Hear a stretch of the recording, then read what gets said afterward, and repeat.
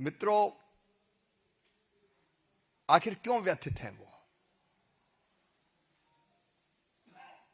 ग्रामीण विकास और रोजगार को लेकर एक नहीं अनेकों योजनाएं आई।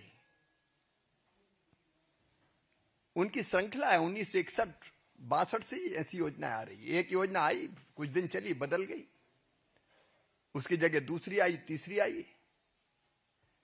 संपूर्ण ग्रामीण रोजगार योजना, उसके बाद जवाहर रोजगार योजना, और उसके बाद मनरेगा आई। तो इसमें क्या कोई पंडित जवाहरलाल नेहरू जी का नाम नहीं रखा तो उनका अपमान हो गया। और मैं ये कहना चाहता हूं कि गरीब कल्याण ये भारतीय जनता पार्टी का संकल्प है, और प्रधानमंत्री श्रीमान नरेंद्र मोदी जी के नेतृत्व में एक नहीं अनेकों योजनाएं लगातार गरीबों के जीवन स्तर को बेहतर बनाने का काम कर रहे हैं। इसलिए 25 करोड़ लोग गरीबी रेखा के ऊपर उठे हैं, 4 करोड़ से ज्यादा घर बने, 10 करोड़ उज्ज्वला रसोई गैस कनेक्शन दिए गए। और इस योजना में क्या है? विकसित भारत के लिए विकसित गांव, ये मोदी जी का संकल्प है। तो रोजगार और विकसित गांव, विकसित भारत के लिए, जहां रोजगार के लिए पहले 100 दिन की गारंटी थी, अब वो बढ़ा के 125 दिन की गई है। और उसके लिए पर्याप्त धनराशि प्रस्तावित है। 1,51,282 करोड़ रुपए से ज्यादा की राशि, जिसमें केंद्र का हिस्सा 95,000 करोड़ रुपए से ज्यादा है।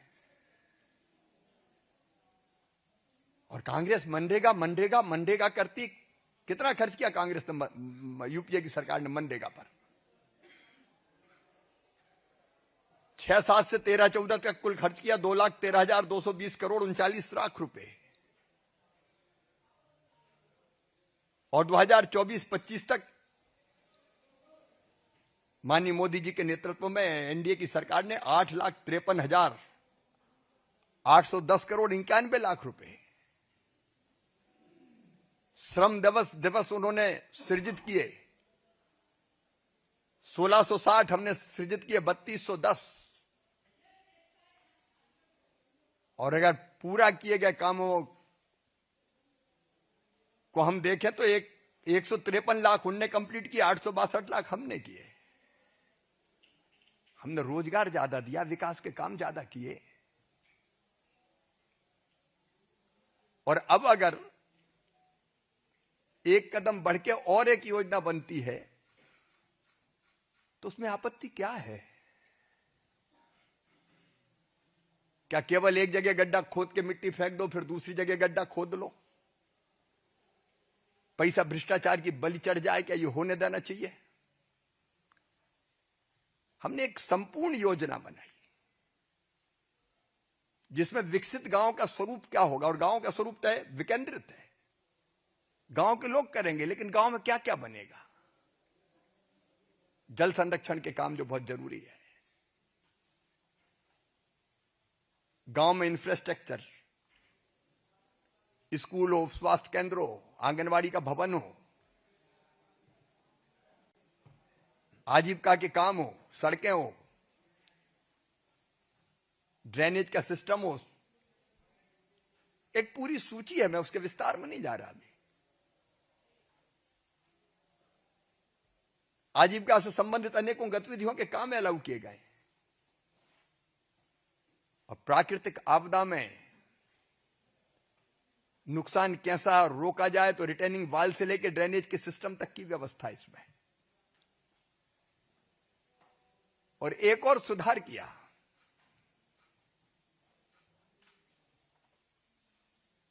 इसमें तय किया कि जो फंड से उसका वितरण न्यायपूर्ण होना चाहिए।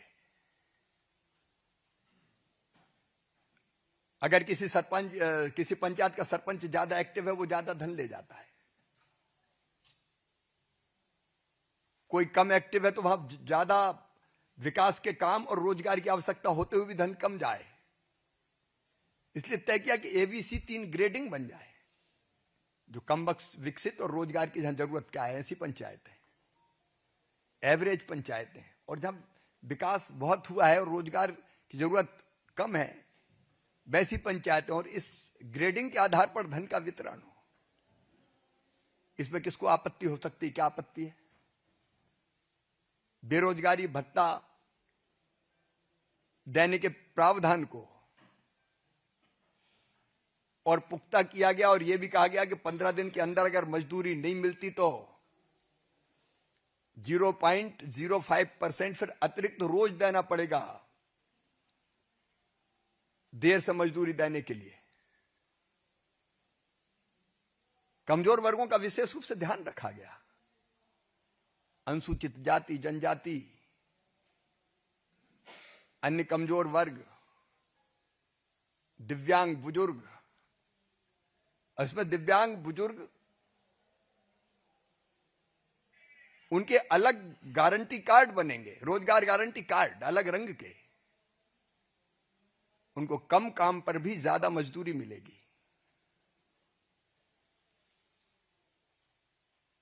अब मुझे समझ में नहीं आता कि मानवीय दृष्टि से जिन चीजों का ध्यान रखा गया है उसमें भी तकलीफ।